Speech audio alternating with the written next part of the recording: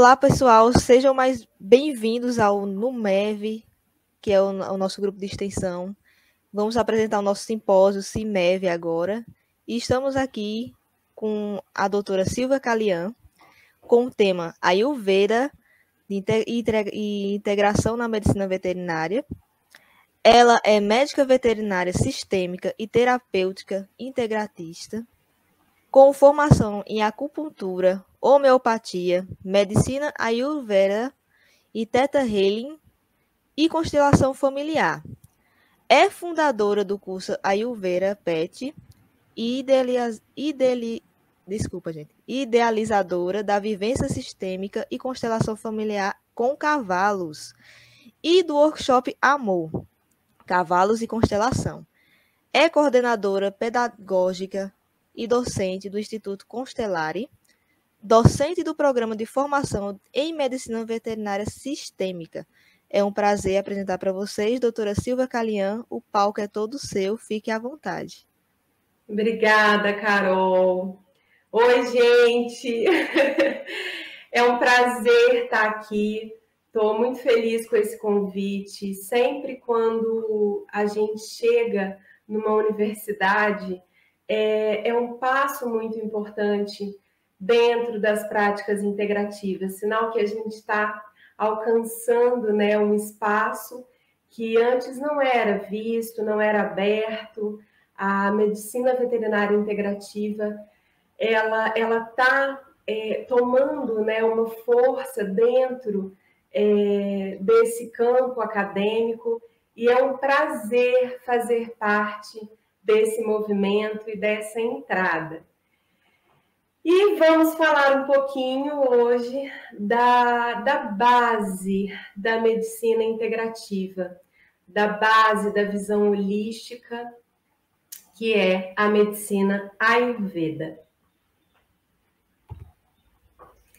E quando a gente fala das práticas integrativas, a gente fala sobre integração, integrar o indivíduo, torná-lo completo.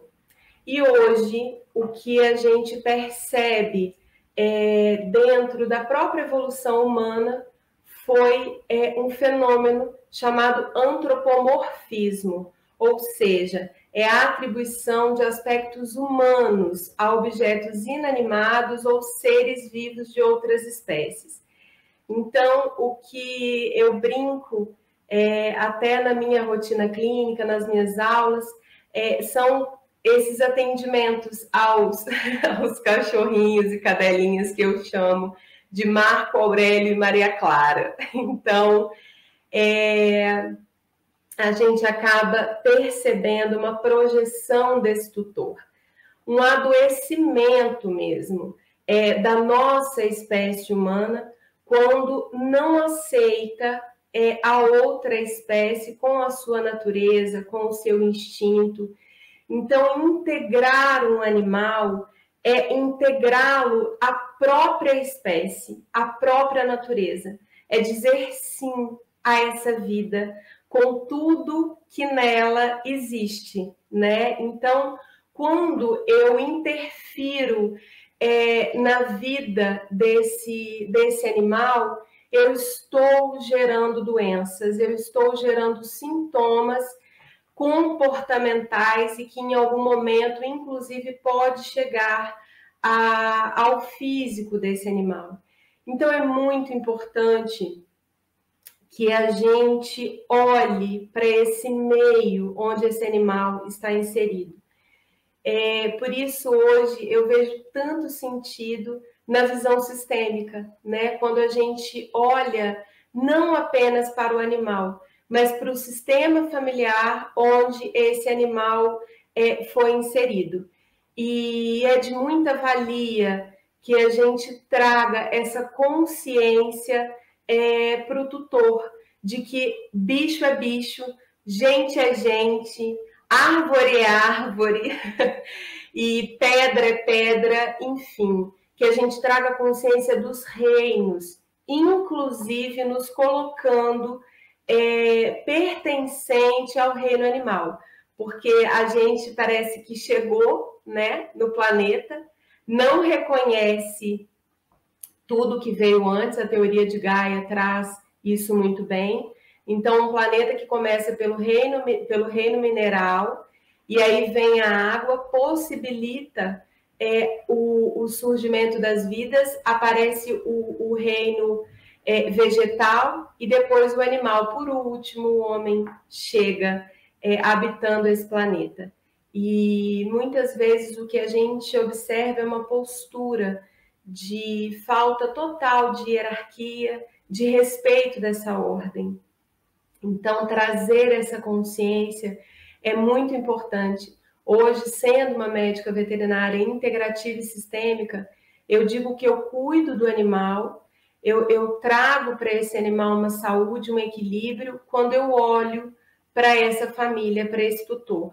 Então, esse olhar amplo, ele é maravilhoso para a família e principalmente para o animal. E o que significa Ayurveda? Significa conhecimento da vida. Foi uma medicina baseada numa filosofia de observação que nasceu no Vale do Indo há 3.000 anos antes de Cristo. Ela é tida como mãe da medicina, porque através das observações, das certificações que foram sendo acessadas por ela, a medicina tradicional chinesa pôde ser desenvolvida, a medicina árabe, romana e grega.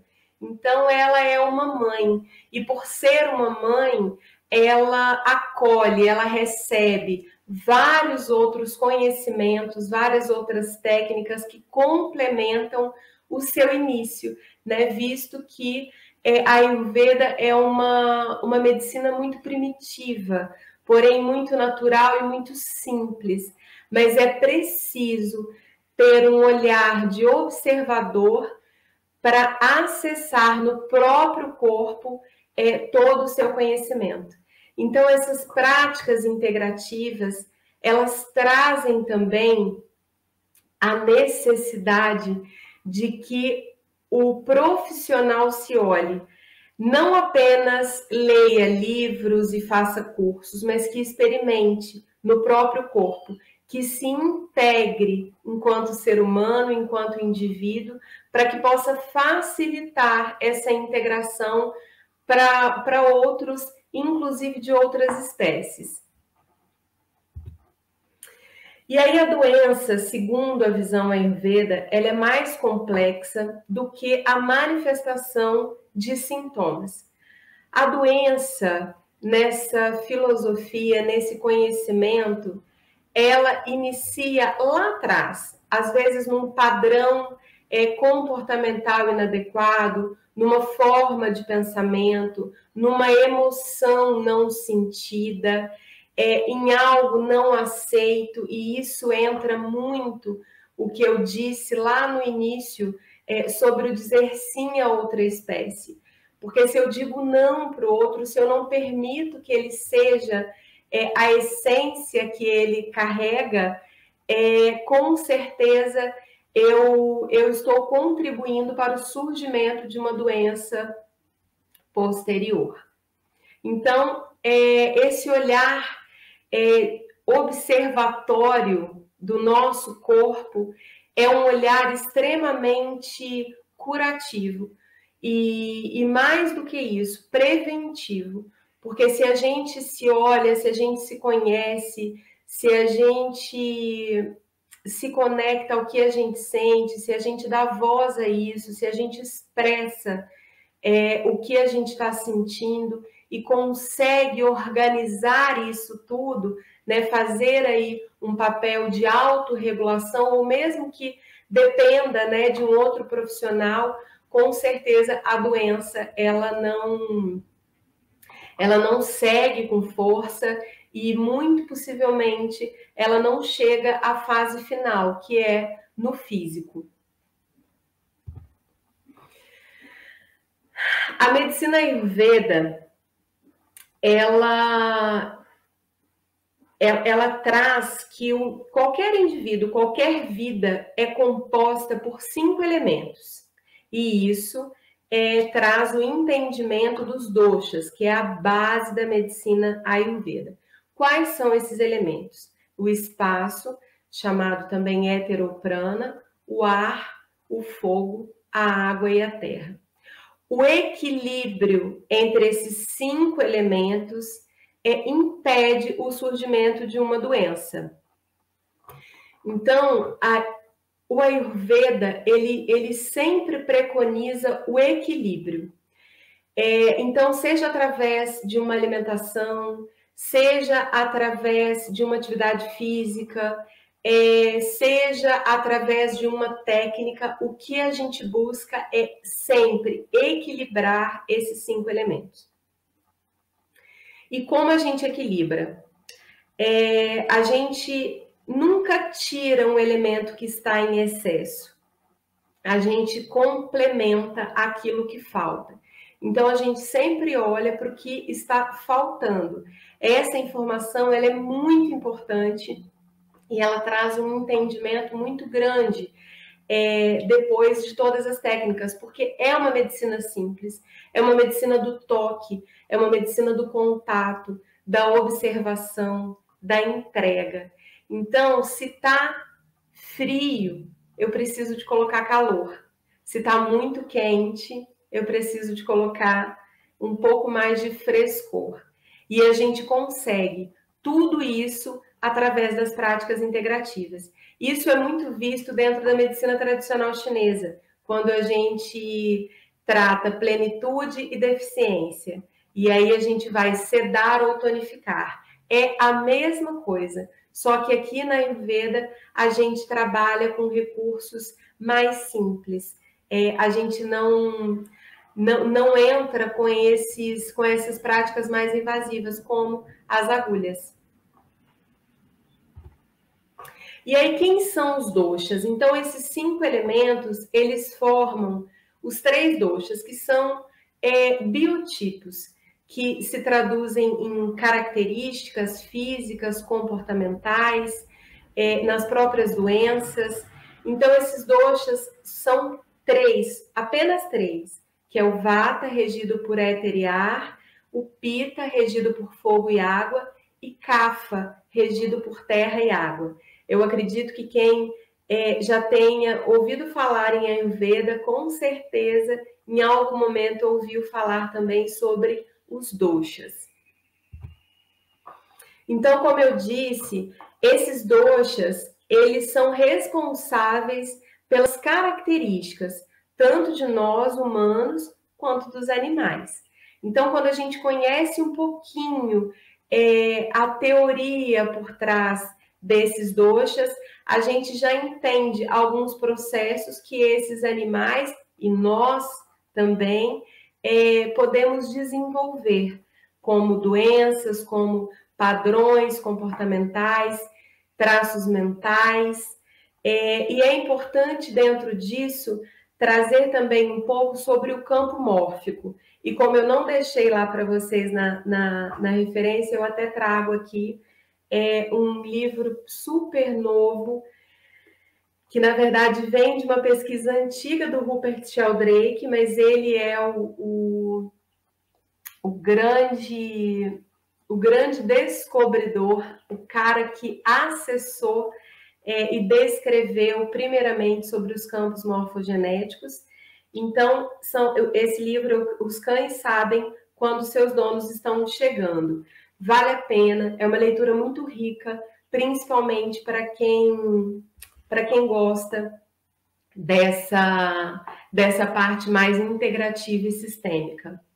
E por que eu digo isso? Quando a gente fala de campo mórfico, a gente fala de ressonância. Então, é importante também a gente ter em mente que esses animais e seus tutores não se encontrarão por acaso. Existe uma pressão biológica colocando esses 2 indivíduos em contato, porque eles trazem todas essas características de uma forma muito semelhante.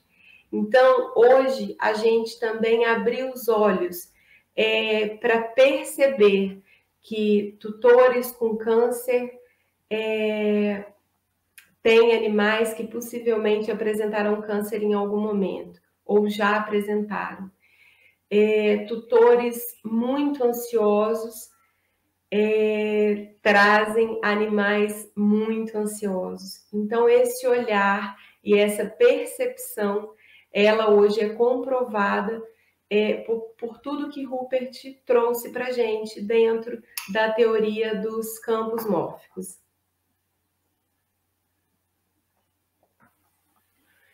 E aí, quando a gente olha, né, essa imensidão de características, ninguém sendo parecido com ninguém, e ao mesmo tempo tem pontos muito semelhantes, muito parecidos, foi o que me levou a estudar a Ayurveda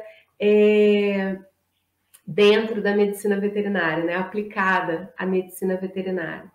Por que que um labrador é tão doce, né? É tão dócil, tão entregue, tão carinhoso, e um pincher é uma fera, manipulador. E por que às vezes outras raças, como o Fox Paulistinha, é um cão que voa, né? Literalmente, eu tenho uma amiga que quando eu tô com ela, eu vejo o Fox dela voando, alguém passa. E isso tudo foi guiando esse meu estudo e compreendendo que, claro, que o que tem na gente tem nos animais. E sendo a Ayurveda uma observação da natureza, os animais, eles demonstram isso, manifestam isso de uma forma muito mais simples, muito mais conectada do que nós humanos, que ainda somos muito mentais, né? Então, vamos falar um pouquinho aqui sobre essa observação dos Vedas lá atrás. E quando a gente olha para essa imagem, né, e vê essa ventania, esse furacão, o que a gente sente no corpo? É fundamental que a gente saia do cabeção, da mente, né, do julgamento e entre em contato com o nosso corpo, porque a mente mente, mas o corpo não. Então, é muito gostoso dar esse passo rumo a essa observação corporal, rumo a esse encontro com as sensações do meu corpo, porque elas são muito reais e elas nos direcionam para um raciocínio clínico mais objetivo e mais certeiro. Então, quando eu olho para essa imagem, o meu corpo se arrepia, se movimenta, traz algo de que nada fica no mesmo lugar. E assim são os indivíduos Vata, que trazem Vata em predominância. É a ventania, é o ar em excesso, é o ar que movimenta e impede que tanto o ser humano quanto o animal tenham foco, sejam objetivos, claros, límpidos, é tudo muito mutável. A mutabilidade é a palavra, é a característica principal dos indivíduos de Vata. Então, não adianta pedir para um Vata ficar quieto, ele não vai ficar, ele não dá conta, ele tem uma ventania interna, e essa ventania ela está descontrolada. E aí, quando a gente pensa no vento também, a gente pensa em secura. O vento ele é seco. Então, a gente já observa características físicas como secura da pele, pelo quebradiço, cabelo também quebradiço. A gente começa a se observar como bicho. Quando eu falo sobre pelo, eu estou falando do meu pelo, estou falando do pelo do animal. Quando eu falo da pele do animal, eu também falo da minha pele. Então, porque somos natureza, somos inclusive do mesmo reino. Aqui eu deixo de ser superior, eu deixo de ser um ser apenas pensante e passo a ser também um ser que sente, que observa com o corpo. E então a gente observa essas características. E como eu trato um indivíduo vata, que é um indivíduo leve também, vento não tem peso, eu preciso aterrar esse indivíduo, eu preciso trazer peso para que ele consiga ter foco, para que ele consiga ter forma, senão ele fica solto, ele é volátil.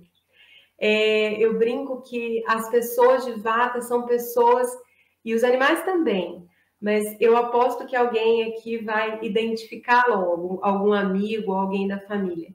São aquelas pessoas que chegam, tiram tudo do lugar, não dão conta de ficar numa casa da mesma forma, então troca os móveis da sala de lugar, troca os móveis do quarto. Eu acho que só falta trocar a cozinha pelo banheiro, porque assim, troca tudo. Eles trazem essa coisa do cigano, né? E então tá sempre em muito movimento. Tem crises emocionais muito curtas, isso é muito engraçado. Às vezes o indivíduo vata a gente encontra na rua e aí tá chorando. Ai, tô mal por isso, isso, isso. E aí no dia seguinte, o Cafa, que daqui a pouquinho eu vou falar que sou eu, me preocupo. E aí eu ligo e falo, fulano, como é que você tá? Tá melhor? De quê? Não me lembro. Aí é vata. Não se lembra, porque já passou, né? Então, é por isso que é importante trazer esse indivíduo para a Terra. E aí algo simples e muito eficaz é a técnica de oleação. E aí a gente utiliza muito dentro da medicina Ayurveda um óleo de gergelim prensado a frio. Isso é importante, porque o óleo tostado ele já vai perder muitos nutrientes, ele modifica a estrutura dele. Então a gente vai utilizar aqui como base e é chamado um óleo tridosha. Ele não desorganiza os outros doshas, ele pode ser utilizado para equilibrar os 3 doshas. Então, uma oleação com óleo de gergelim para vata já é uma dica de ouro. Pode fazer isso a cada 3 dias, até que a pele comece a mostrar ali que está devidamente oleada, senão não é para ficar encebado. E aí a gente faz essa oleação antes do banho e depois dá um banhozinho normal nesse animal ou na gente também no final de um banho, passa o óleo, só joga um pouquinho de água e para tirar o excesso e vai dormir ou segue para o dia. Isso já traz uma densidade para essas pessoas que são extremamente aéreas. Faz sentido para vocês? Faz sentido para o corpo? E aí, quando a gente olha para o fogo, calor, destruição, né? O fogo, ele é capaz de destruir o planeta, se não for contido. Todos esses elementos também, gente, têm seus lados extremamente positivos, viu? Então, eu não estou dizendo que o vata é terrível, não, ele traz, a gente precisa, por exemplo, do vata para ter foco, a gente só precisa equilibrar esse vata, e aí a nossa leveza, o nosso foco, ele é atingido, tá? Ele fica mais equilibrado. Então, assim como o fogo, quando a gente controla o fogo, ele é maravilhoso. A gente precisa, o fogo é a representação do nosso metabolismo. Então, indivíduos que trazem pita muito desorganizado, são pessoas que, por exemplo, digerem tudo rápido demais, mas ao mesmo tempo tem azia, tem ficam, né, tem gastrite, porque de alguma forma esse fogo está em excesso, esse metabolismo ele está descontrolado. Mas são pessoas que trazem características, e animais também, são indivíduos que trazem características como posse, ciúmes, são pessoas e animais que manipulam, que controlam, são grandes líderes. O Vata, vocês viram que não dá conta de liderar nada. Se tá com tudo em excesso, ele não vai nem lembrar que horas é a reunião. O Pitta, ele lidera, a vida dele é em função do relógio, do tempo. É aquela pessoa que se o almoço atrasa 5 minutos, ele já está desesperado. Eu tenho um animalzinho Pitta em casa, que 10 minutos antes eles têm a hora, né, das refeições, e de fato 10 minutos antes ela já começa a latir, ou seja, está chegando a hora. E é um relógio biológico, esse metabolismo ele está a 1000, então ele sente mesmo fome. Esses indivíduos, eles trazem a pele extremamente quente, rosácea, são indivíduos que trazem um olhar mais determinado. Pessoas, é engraçado quando a gente encontra com pessoas que são mais Pitta na rua, essas pessoas elas não perdem tempo olhando vitrine, passeando, não. São pessoas que estão ali, às vezes olham até para baixo ou para o horizonte ali no objetivo, fixas naquele ponto onde elas querem chegar. Então, quer dizer, a determinação, para ser uma pessoa determinada, eu preciso de ter um pouco de Pitta aí em excesso. Quando eu quero algo na minha vida muito intensamente, eu ativo esse Pitta e eu realmente deixo ele predominar um pouco no meu corpo para que eu atinja esse objetivo. Ele tem uma relação muito grande com os nossos chakras inferiores, com os órgãos inferiores, fígado, estômago, o próprio baço, que tem características quentes, justamente para digerir, para elevar, né, esse yang, para aquecer o corpo todo. São dos chakras inferiores, então, chakra básico, são chakras mais quentes. A gente até fala, as pessoas que vivem muito com Pitta em predominância, para ter cuidado com o estômago, porque são pessoas que aquecem muito embaixo, ficam muito no mental, muito na organização, muito nos planos, é tudo muito regrado, e isso acaba interferindo de uma forma mais negativa na energia do estômago. Fez sentido aí? Estou lembrando aqui se tem mais algo importante para falar. Gente, ó, tem participação especial das minhas galinhas da Angola, que eu moro numa roça, eu vivo no meio do mato. E é uma delícia poder, né? A tecnologia trouxe isso, apesar de ser muito pé no chão, literalmente, é gostoso, né? Estar em vários lugares e estar na minha rocinha também, porque isso me traz muita paz. Eu preciso desse equilíbrio daqui. Então, elas vão gritar por aqui, gente. E aí, alguém se identificou com Pitta? Tem aí uma mãe, um namorado, um grande amigo que traz essas características? Pede para olhar um pouquinho para o estômago. E aí, para essas pessoas muito quentes, o que a gente faz para equilibrar? A gente precisa resfriar. E aí, falando um pouquinho aqui da fitoterapia, o chá de hortelã é excelente. Por quê? Por que ele é tão bom para o estômago? O estômago tende à plenitude, ele tende ao calor. E aí, o hortelã é uma planta de natureza fria, é uma planta cafa, Quem é Kapha? Olha aí, Kapha. Quando a gente pensa em Kapha, a gente pensa no frio. Apesar desse movimento dessa cachoeira, Kapha é completamente diferente de Pitta, né? De Vata, que traz o movimento de uma forma muito intensa.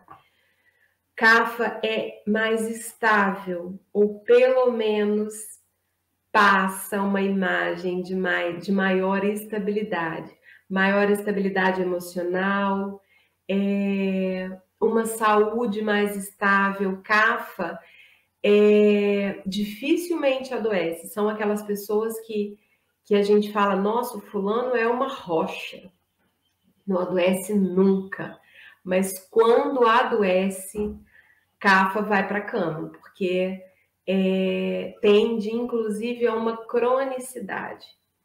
Por quê? Porque, na verdade, ele só mostra quando está muito feio o negócio. Kapha é muito ligado ao outro. E isso não é bacana.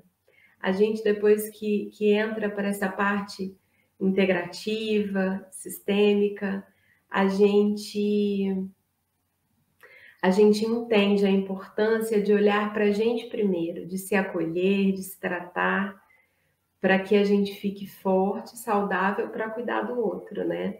Mas Kapha, gente, é difícil Kapha aprender isso, viu?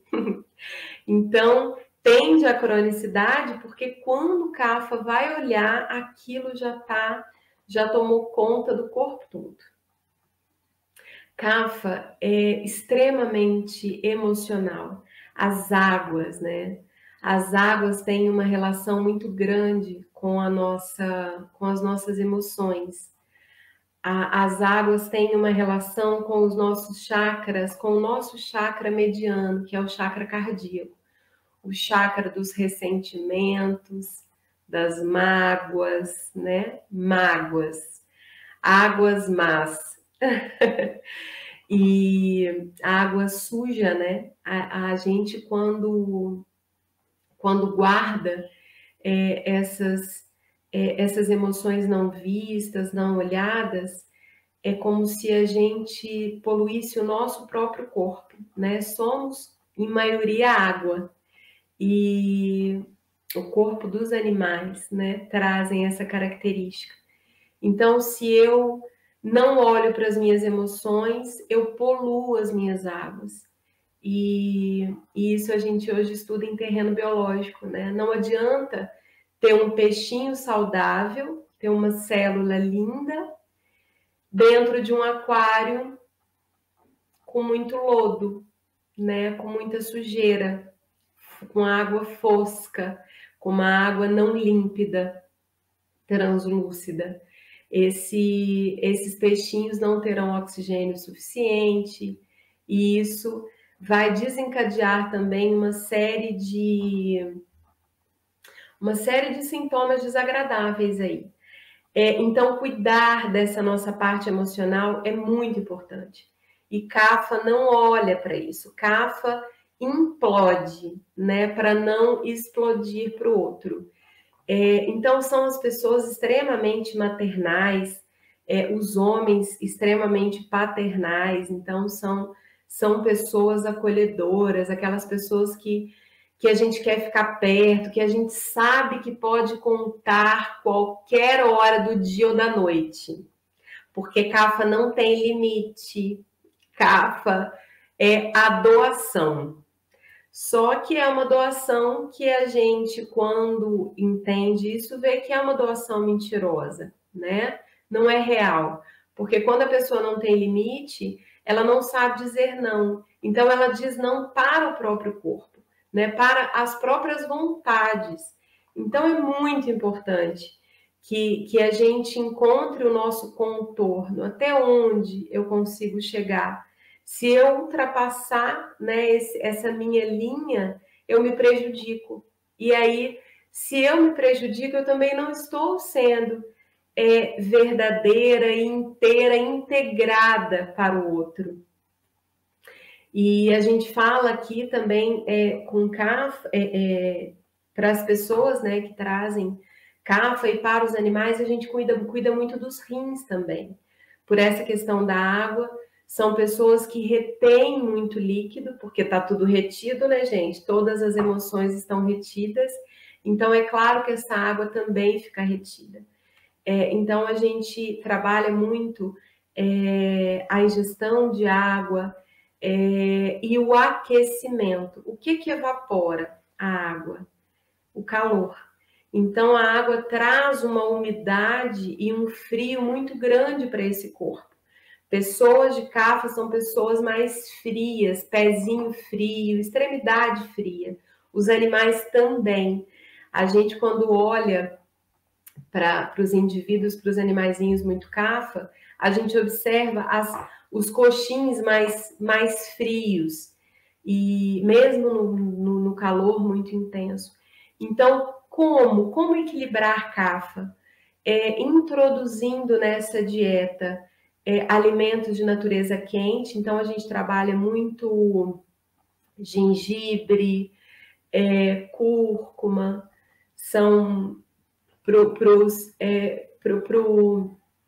o ser humano. A gente pode trabalhar com pimentas, várias formas, né, de pimentas, várias espécies.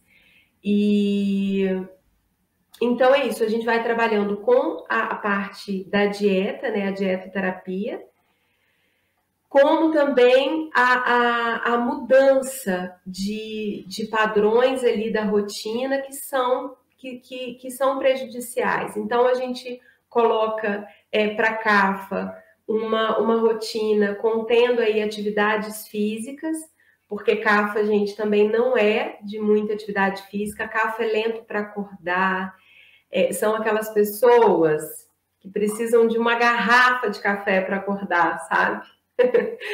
E 6 horas da tarde, que é bem a hora dos rins, tem uma queda, então dá aquela canseirinha, aquela moleza. Então, são características que a gente vai observando. Tudo isso a gente pergunta numa anamnese. Como é uma consulta, né, Ayurveda? Eu nem digo uma consulta Ayurveda, mas eu falo da minha própria consulta. Como é esse olhar? Hoje, eu não atendo mais em clínica, numa estrutura fixa. Eu vou até os meus pacientes. Então, eu atendo em domicílio e eu gosto de estar na casa. Eu gosto de saber onde esse bichinho dorme, como ele come. Eu trabalho muito com a parte também da reabilitação. Então, às vezes, a posição lá dos recipientes das refeições, da água, está de uma forma inadequada. Então, quando eu organizo isso, eu já trago também para esse animal uma outra estrutura, e isso vai trazer também uma resposta positiva, né, em cima, às vezes, daquela coluna que eu estou trabalhando. Eu trabalho muito também com a ortotanásia, que é esse acompanhamento com olhar paliativo, né? Eu sou muito fã da tanatologia, desse estudo da morte, de olhar para a morte como algo natural, que acontece, vai acontecer para a gente, acontece para os animais. E quando esse processo natural ele fica muito pesado, é muito difícil, né, a gente trazer um conforto ali para o animal, para a família. Então, esse olhar com mais naturalidade é fundamental. Isso também faz parte da filosofia Ayurveda, né? A morte não foi algo criado, ela acontece desde o início dos tempos. Ela vem com o surgimento de tudo. Se tem o surgimento, vai ter o fim também. Então, a minha forma hoje de trabalho é uma forma muito, muito dentro dessa família, né? É uma forma mais presente. Então, eu não sou aquela que vou uma vez e não vejo nunca mais. Eu estou presente, né? Eu estou acompanhando toda a vida ali, eu encaminho. O bichinho teve um problema oftalmológico, vai para o oftalmo. teve algo que eu, né, que não está ali dentro das minhas práticas, eu não tenho o que oferecer ali, eu encaminho. Isso também é integrativo, né? Compreender o momento de entrar, às vezes, com o antibiótico, isso é integrativo. Eu preciso daquela medicação no momento, naquele momento. Em algum momento, esse animal precisa internar, eu encaminho, eu não trabalho com essa parte, mas eu entendo a importância. Então, o que eu percebo um pouco na medicina veterinária é a exclusão de outras áreas. E quando a gente está nessa postura integrativa e sistêmica, a gente realmente acolhe todo mundo e a gente percebe, entende e diz sim à importância de todos os outros profissionais, de todas as áreas. E dentro da veterinária eu sempre acho muito importante trazer, né, esse esclarecimento, porque a gente muitas vezes não respeita o nosso limite e vai fazendo e não delega, não entrega para o outro. E aí a gente chega, né, à síndrome de burnout, que está hoje tão em alta, que tem uma relação direta com o nosso limite.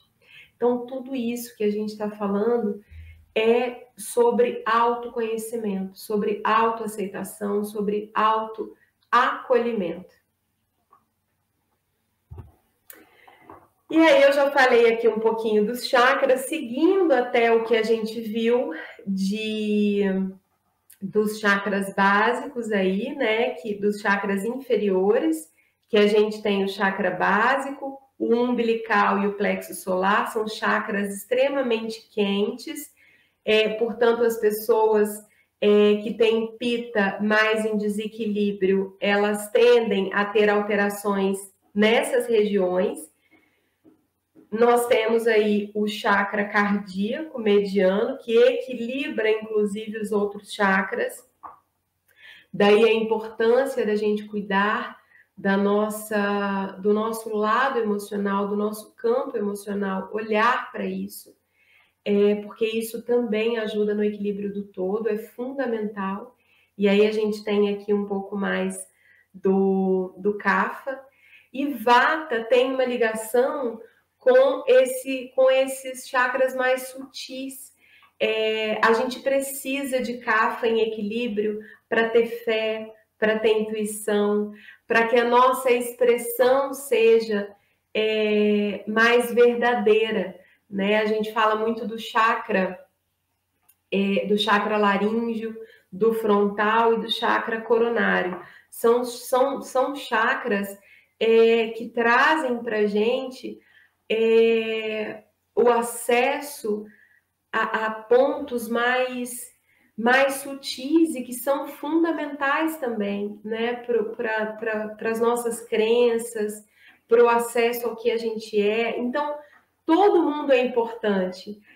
Por isso que eu disse, todo mundo tem o seu lado positivo e o seu lado negativo, luz e sombra. Somos seres duais mesmo.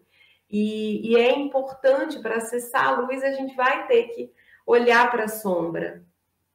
E então manter esses chakras, que são os nossos grandes centros de energia, em equilíbrio, é fundamental para uma saúde física. A doença, para o Ayurveda, ela inicia exatamente nesses chakras, quando algum desses chakras passam por algum tipo de desequilíbrio. E é interessante falar que para o Ayurveda a gente nasce tridosha, a gente nasce com tudo em equilíbrio. Só que aí vai para a escolinha, para o prézinho. Aí o coleguinha rouba a paçoca. Aí o outro vem e empurra. O outro vem e te chama de baleia.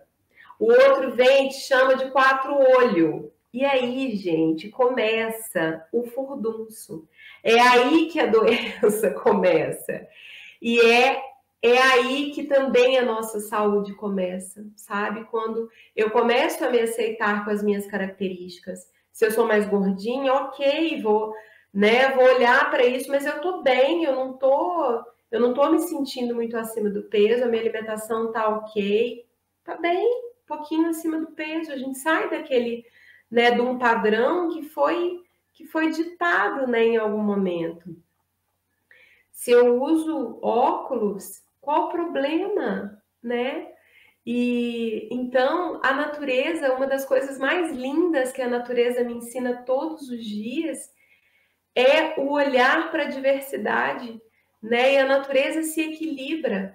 A natureza sabe o que é estar a serviço do todo, porque a diversidade ela é fundamental para o funcionamento da vida. Se todo mundo fosse igual, um lado ficaria esquecido, anulado. Então, ser diferente é muito importante para a engrenagem, né? Cada um com a sua pecinha, cada um com a sua função, cada um com a sua contribuição. E a natureza traz isso, né? De um animalzinho que passou por uma amputação, por exemplo. Não tem nenhum problema. Agora, é importante cuidar da energia desse membro amputado. Assim como nos humanos, os animais também têm esses canais energéticos, que têm total relação com esses chakras também. Então, se, por exemplo, eu faço uma esplenectomia, eu preciso cuidar dessa energia do baço. A energia não foi retirada. E se eu não tenho essa matéria, eu preciso cuidar mais ainda, porque me falta uma parte muito importante para o funcionamento do todo. Vocês percebem como tudo está integrado? Como não existe fora e dentro? O que acontece fora acontece dentro. E se acontece fora de um jeito único, isso vai trazer interferência, vai interferir exatamente também no meu funcionamento interno. E foi daí que os Vedas começaram essa grande descoberta, né? Olhando que tudo que acontece fora acontece dentro, é igual. E é igual para o cão, para o gato, para o ser humano, para o cavalo. A gente começa a ver que tem particularidades, mas que o funcionamento, a integração acontece da mesma forma. E aí os chakras são os nossos portais, né? Que captam a energia sutil e transformam em saúde. Então, se eu fecho algum desses portais, eu deixo de receber e transformar alguma energia. E aí nos humanos são 7 principais e nos animais são 8. Nos animais entram o chakra braquial, que é muito semelhante ao nosso chakra laríngeo. Ele se localiza no plexo braquial e ele traz a função de expressão também. O braquial ele tem uma função de facilitar a comunicação entre humanos e os animais. E aí, falando, eu já até trouxe um pouquinho sobre algo sobre o chakra laríngeo. É muito importante que a gente tenha esse chakra em equilíbrio. E como eu equilibro esse chakra? Sentindo, pensando e verbalizando tudo isso. Então, se não tem coerência entre o que eu penso e o que eu sinto, o que eu verbalizo também não vai ser entendido, compreendido. São aquelas pessoas que trazem sempre a sensação, né, de serem incompreendidas ou de ninguém ouvir, porque está faltando verdade nisso. Está faltando essa ligação entre o que eu sinto e o que eu penso. E aí eu consigo canalizar e trazer isso para fora, de uma forma mais real, de uma forma minha, né? Não tem a ver com o outro. A essência é minha, somos seres únicos. E isso é lindo, porque o que você fala é diferente do que eu falo e a gente se complementa. Eu preciso do que o outro fala. E aí já trouxe, né? Nós temos os chakras inferiores, o médio e o superior, e eles estão localizados ao longo da coluna vertebral. Então, eles pegam desde a base até o ápice da coluna. Aqui é uma ilustração dos chakras nos cães e nos gatos, e eu gosto de trazer que eles não são pontos específicos, é uma região. Eu costumo trazer em aula como um macacão. Quando a gente veste um macacão ou coloca no bichinho um macacão, a gente imagina aquela região. É um entorno, ok? Ali, localizado ali ao longo da coluna. E aí eu quis trazer para vocês essa tabelinha que eu acho ela muito especial. Ela é simples e é algo que trabalha, que a gente pode utilizar muito na nossa rotina para o alinhamento e para o equilíbrio desses chakras.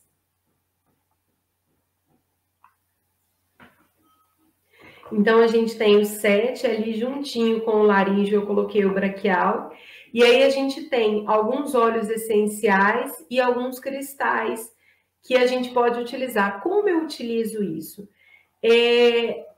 No chakra básico, vocês podem, inclusive, utilizar todos os cristais, escolher um óleo de cada chakra e colocar um pouquinho de óleo num ponto e posicionar um cristal em cima. Só que para os animais eu não aconselho, porque fica muito cheiro e eles têm, de fato, esse olfato extremamente mais desenvolvido do que o nosso. Então, eu acredito que isso fique desconfortável para eles. Mas se chega, por exemplo, um animalzinho extremamente apático, esse animal não está responsivo. O que isso eu utilizava até muito nas internações. Onde que eu posso trabalhar? Eu preciso ativar o calor nesse animal, então eu preciso chegar nos chakras inferiores. E aí eu gosto muito, para trazer mais vitalidade, o plexo solar. É o nosso plexo mais quente, é o nosso sol. Ele tem uma relação muito grande com o poder de ação, com o poder de realização. E aí eu trabalho lá no plexo solar. E aí eu posso pegar algum daqueles óleos, eu gosto de capim-limão, pegar 2 gotinhas e passar nesse animal. Em gatos, a gente tem muitos estudos de aromaterapia que negam a utilização dos óleos essenciais em gatos, e eu indico no ambiente. Eu falo, vamos observando. Eu já tive gatos em que eu fazia massagem com óleo essencial diluído. E teve outro que já não tolerou muito esse contato. Observação. Eu sou totalmente contra qualquer tipo de protocolo. Vamos observar. A visão integrativa, ela traz a individualidade. Então, cada um vai trazer uma resposta. Observem, por isso que eu digo que o meu contato com a família passa a ser constante, porque eu quero saber se eu entrei com um óleo hoje essencial na casa, no hidrolato, borrifei, orientei borrifar onde o animal dorme, antes de dormir. Eu quero saber como esse animal acordou no dia seguinte. Então, se ele acordou, por exemplo, mais apático, tem algo de errado. Então, eu posso aumentar isso daí, posso avaliar também outros parâmetros. Então, a gente vai observando. Eu até crio um plano terapêutico inicial, mas se eu vou seguir ou não, é o animal que vai me dizer. É a família que vai trazendo essas respostas e a gente vai montando junto. Não adianta também eu montar um plano terapêutico impossível para essa família, que eles não vão dar conta. Então, eu também crio esse plano, elaboro esse plano junto com esse tutor. Até onde você pode. Eu preciso de sinceridade nesse ponto.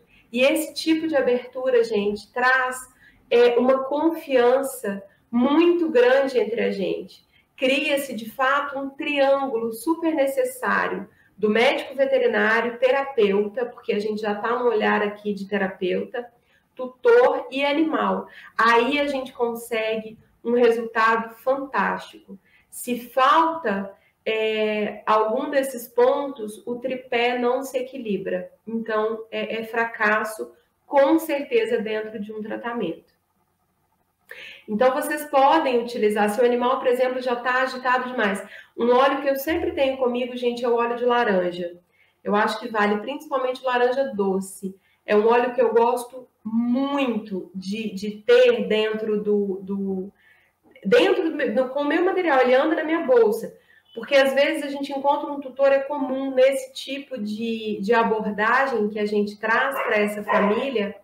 É comum que a tutora, o tutor chore, diga, converse sobre a vida, e isso para mim é fundamental, porque às vezes, gente, muitas vezes, o animal não tem nada.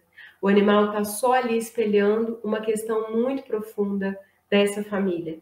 E aí, qual é o lugar da gente ali? Orienta uma terapia que seja. Se você não dá conta de olhar, de dar um suporte para essa família, encaminha, mas mostra a importância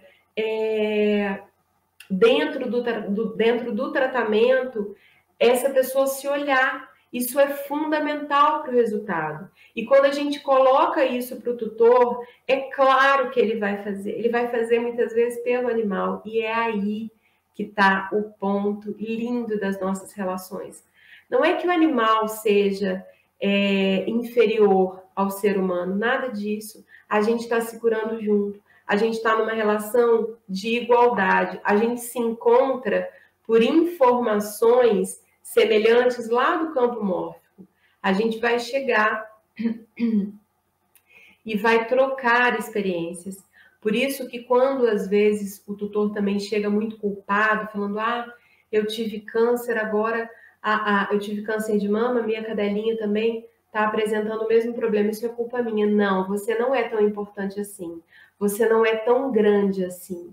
Entendam, a gente se encontra para uma cura coletiva, para uma cura em grupo. A natureza é inteligente, isso é uma economia da natureza. Para que a natureza vai colocar pessoas que não tem nada a ver, né, no encontro? Tanto que as relações, elas são grandes instrumentos de autoconhecimento. Ai, nossa, aquela fulana, eu não dou conta dela, pessoa chata.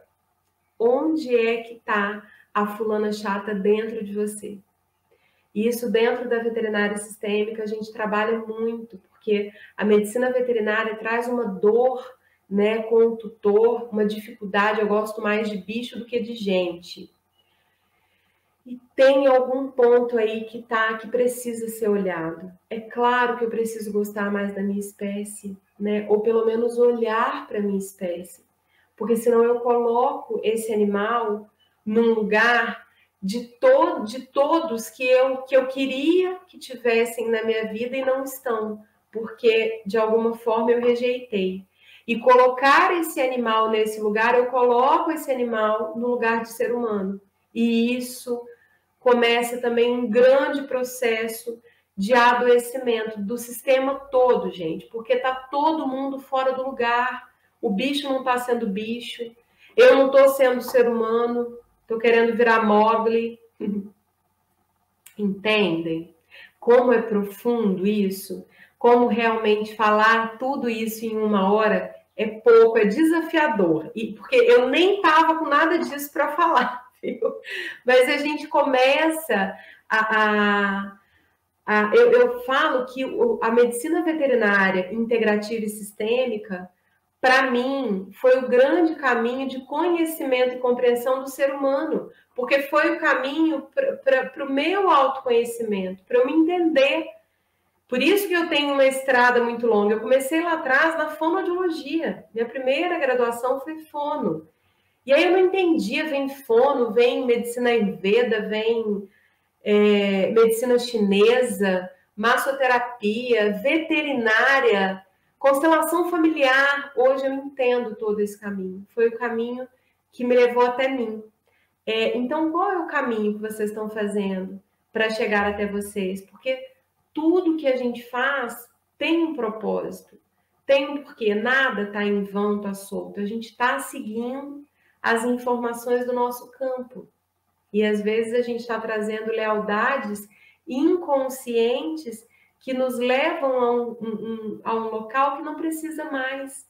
O local de dor, o local de, né, de tristeza, de mágoa. Vamos respirar, porque dá para ser leve. E é isso, a Ayurveda, ela traz também esse autocontato.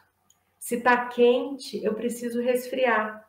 Se está pesado, eu preciso deixar leve, né? E isso é o nosso corpo nos mostrando onde é preciso cuidar.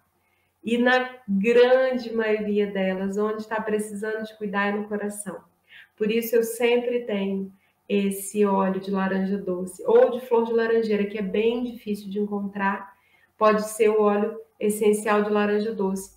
Agora, por favor, que sejam óleos 100% naturais, que sejam óleos de fato essenciais, é a essência da planta. É um óleo extremamente concentrado e sem nenhum aditivo químico, porque senão esse animal vai apresentar alergia, eu vou apresentar alergia, o tutor vai apresentar alergia. Eu nunca, em mais de 10 anos de atuação com aromaterapia, eu nunca tive nenhum problema com intoxicação ou alergia, porque eu sempre, aliás, todos os produtos que eu utilizo são produtos 100% natural, porque senão não faz sentido, né? Eu estou trazendo aqui uma prática totalmente com recursos da natureza, um olhar para a natureza e vou usar um produto químico, não faz sentido para o corpo, e aí o corpo vai rejeitar. Um olhinho também, depois do de laranja, que eu sempre tenho, porque é um óleo importantíssimo para o nosso chakra laríngeo. E aí o laríngeo tem relação com o braquial dos animais, que tem uma relação com a expressão. Quando eu entro em contato com esse óleo e trago para esse animal, a nossa comunicação, mesmo que intuitiva, mesmo que você não perceba, ela acontece de uma forma mais fluida. E aí, qual a minha intenção naquele momento? Né? Gente, os animais trazem um campo muito bonito, assim, com relação à presença. Se eu estou com um animal mexendo no celular, preocupada com o papel higiênico que acabou em casa, preocupada com a briga que eu tive com o meu namorado no mês passado. Gente, esse animal, ele não vai ficar entregue. Porque você não está presente. Então, a lavanda, ela traz o meu centro de expressão também. Então, quando eu pego o óleo de lavanda em todo atendimento, eu pego primeiro para mim. Respiro e chego ali naquele lugar. Agora eu estou disponível para a função da Silvia veterinária. A Silvia, dona de casa, não está aqui. A Silvia, esposa, não está aqui. A Silvia, mãe, não está aqui. É tão importante isso, gente, e é tão gostoso a gente praticar isso com os animais, sabe? Poder exercitar, porque eles vão mostrando pra gente. E aí, quando a gente está presente, acontece a entrega. E aí é uma delícia. Então, pratiquem isso, tá? E a lavanda é um ótimo instrumento para isso. Uma diquinha para vocês também, eu tô dando aqui um monte de óleos essenciais, de dicas, né, dentro da aromaterapia. Eu adoro banhos terapêuticos, viu? Adoro. E o que eu utilizo? Também produtos naturais. Eu uso muita planta, eu uso muita flor, eu uso cristais, os cristais dos chakras, aqueles que vocês viram lá em cima anteriormente, coloca dentro da banheira. E aí a dica desse, para acalmar um pouquinho, vai rosa branca, camomila, que é um óleo essencial e é uma planta que trabalha profundamente o nosso estômago, então aquieta esse mental compulsivo, e manjericão, que é uma planta também que traz muito o nosso estado de presença. Quando eu estou presente, quando eu estou no meu corpo, eu não estou pensando, né, no outro, como é que está o mundo, o que está acontecendo lá fora, eu estou aqui dentro. Tem uma frase de um amigo que eu adoro: quem não se ocupa, desocupa. Se eu não me ocupo do que eu sou, eu desocupo para um monte de coisa entrar. E aí eu me perco dentro disso. Então tem essa dica ali, pétalas de rosa branca, pode ser uma florzinha mesmo, uma rosa, 5 gotas de camomila e folhas de manjericão. Depende do tamanho da sua banheira. Eu digo aí para mais ou menos um animalzinho de uns 10 quilos, onde você consegue dar um banho fazer esse banho com menos água, né? Se for um bichão grande, um bezerro, vocês podem aumentar isso daí. E observem, sintam como ele vai receber esse banho. Tudo dentro da Ayurveda, a gente trabalha muito com pilão, então tudo a gente macera para tirar o máximo de extrato da planta e coloca numa aguinha morna, tá? E depois me conta como é que foi, tira foto e me manda, adoro. Aí, eu estou colocando como banhos terapêuticos com óleos, né, essenciais, então vocês podem utilizar de 3 a 6 gotas, pode colocar no shampoo também, ou fazer sprays também corporais, ou até ambientais, né, que são os hidrolatos. 10 a 15 gotas em 100 ml de água destilada, e pode borrifar pela casa.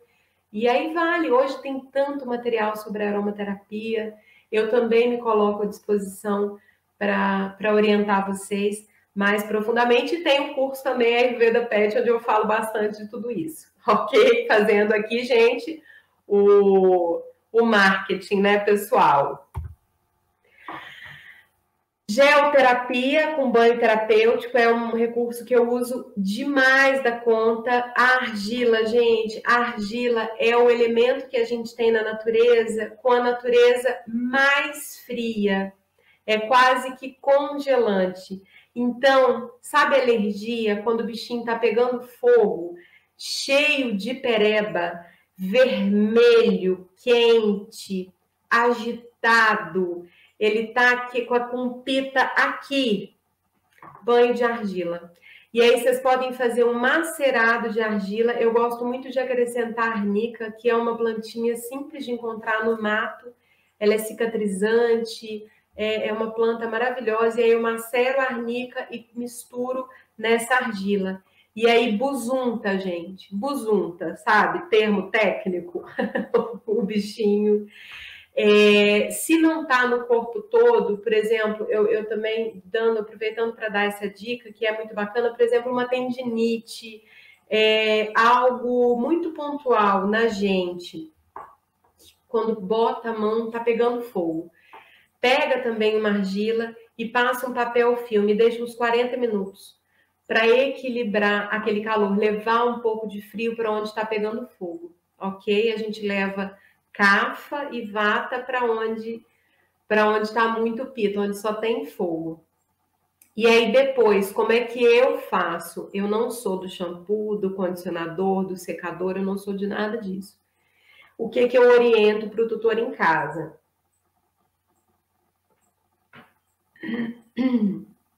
Depois desse emplastro de argila, eu faço um banho terapêutico, e aí pode ser inclusive aquele lá da primeira dica, que acalma, relaxa. Esse bichinho já vai estar extremamente relaxado, porque aquele calor todo que estava em excesso foi equilibrado. E aí, gente, coloca numa banheirinha, ou mesmo no chuveiro, sem ser o banho terapêutico, tira o excesso da argila e não passa mais nada, tá? Deixa esse bichinho ficar com a pele limpa, deixa essa pele respirar. Isso daqui, gente, é um tratamento para as dermatites aí de uma forma geral incrível. Aplicação de cromoterapia, que eu sempre utilizo, não é uma técnica lá da Ayurveda, na verdade, os princípios dela, sim, começam lá através das cores dos chakras, mas a gente aqui acaba tendo que utilizar um pouquinho da tecnologia, né, com os aparelhos de cromo, os aparelhos frequenciais, os fotoemissores, que é esse meu aparelho que está aí na foto, e aplicação de floral. Então, algo que eu sempre tenho também. Eu gosto muito de ter rescue, tem um floral de Minas que eu gosto demais, que é o Calmim, e aí eu tenho também comigo, e aí às vezes o bichinho está muito agitado, antes de manipular, antes de fazer qualquer coisa, eu aplico o floral, eu dou um floralzinho e faço a cromoterapia. Relaxa instantaneamente. Massagem, gente, como eles amam massagem. A gente também, né? E eu gosto muito da massagem com pedras quentes, porque a gente pode também se aplicar. Não exatamente se massagear, mas quando a gente faz uma cama com essas pedras quentes e deita em cima, gente, é maravilhoso. Ali a gente consegue ativar vários acupontos. A gente trabalha também o aquecimento do corpo, o metabolismo. Então, eu, como CAFA, não façam isso para um pita, viu, gente? Porque olha lá, o óleo aquecido, as pedras quentes, isso tudo vai mobilizar calor para o corpo. Então, comecem a se observar. Aí do lado tem o óleo da marca Sésamo Real. É um dos óleos que eu mais gosto, gente. Ele tem o cheiro mais gostoso, é um óleo mais puro, e eu gosto da densidade dele também. Então, esse óleo é o que eu uso quando eu vou fazer oleação. A gente não tem, né, gente? Não façam oleação apenas com óleo essencial, porque é muito concentrado. Óleo essencial a gente usa uma gota, tá? E aí, utilizem como base o óleo de gergelim prensado a frio. É um óleo que eu já disse que é tridosha, então vocês podem utilizar para qualquer dosha dentro da massagem. E quando o animalzinho está muito cafa, muito vata, eu ainda coloco esse óleo aquecido. Então, eu tenho um richô que eu aqueço esse óleo e aí ali eu macero gengibre, eu coloco pimenta muitas vezes. Gente, mas tudo isso com muita cautela, viu? Senão vocês vão sair daqui dando pimenta para cachorro e eu vou ter muito problema, vou receber um processo. Conheçam, tá? Porque existe dose, existe tudo isso. Mas comecem a experimentar em vocês, porque isso ajuda muito nesse bom senso. Porque a gente primeiro e depois o outro. Licença. Oi? Doutora? Ai, tô acabando, Carol! Faltam 5 minutos para o fim do tempo. Ok, obrigada pela lembrança. Nada. Gente, vambora! Meu Deus do céu! Passou, o tempo voou, eu nem vi. Eu adoro essa declaração, que é muito antiga, de junho de 64, mas ela traz muito sobre a medicina integrativa.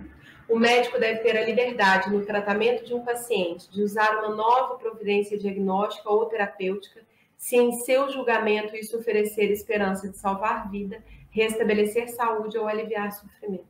É isso. Usem, ouçam o coração de vocês, estudem, não tenham medo, porque as práticas integrativas, elas são a favor da vida, a favor da saúde, e não olham para a doença, não focam na doença. É o equilíbrio orgânico nosso, do planeta. Algumas leituras recomendadas, podem bater foto depois, como eu disse, eu também estou por aqui para orientar, para dar alguma dica. E é isso, gente. Muito, muito, muito obrigada. Namastê. De fato, tudo de Deus, tudo de sagrado que habita em mim, saúda tudo de sagrado que habita em você. Muito obrigada, eu estou muito feliz. Eu queria deixar um agradecimento muito especial, estou até emocionada, a toda a organização desse simpósio, do Núcleo de Extensão da Medicina Veterinária Integrativa da Universidade Federal do Vale de São Francisco. Gente, eu como uma mineirinha, estou aqui muito feliz, me sentindo no Nordeste, sabe? Me sentindo também nesse projeto de expansão. Obrigada pelo convite, estou com a alma repleta de gratidão e o coração muito feliz. Keila Batista e professora Elísia, Muito, muito, muito obrigada por vocês estarem aqui. Eu reverencio a existência de vocês. Um beijo a todos!